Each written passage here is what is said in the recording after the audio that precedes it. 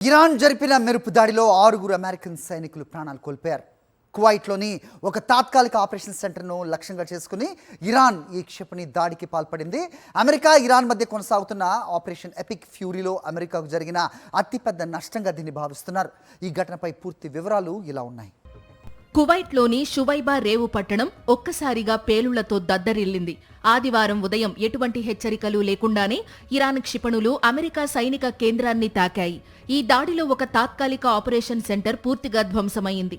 తొలుత 4 సైనికులు మరణించినట్లు వార్తలు వచ్చినప్పటికీ శిథిలాల నుంచి మరికొన్ని మృతదేహాలను వెలికి తీయడంతో మృతుల సంఖ్య 6కి చేరిందని అమెరికా సెంట్రల్ కమాండ్ ధృవీకరించింది.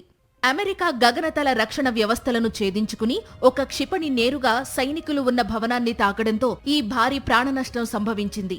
ఇది డ్రోన్ దాడి కావచ్చని నిపుణులు భావిస్తున్నారు. దాడి జరిగిన సమయంలో కనీసం సైరన్ కూడా మోగకపోవడంతో సైనికులు బంకర్లలోకి వెళ్లే అవకాశం కూడా దక్కలేదని సమాచారం.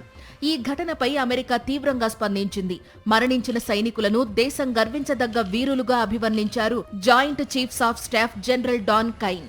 అటు ఇరాన్ సుప్రీం లీడర్ ఖమేనీ మరణం తరువాత ఇరు దేశాల మధ్య ఉద్రిక్తతలు పతాక స్థాయికి చేరుకున్నాయి. ఈ యుద్ధం మరికొన్ని వారాల పాటు కొనసాగే అవకాశముందని అధ్యక్షుడు ట్రంప్ హెచ్చరించారు.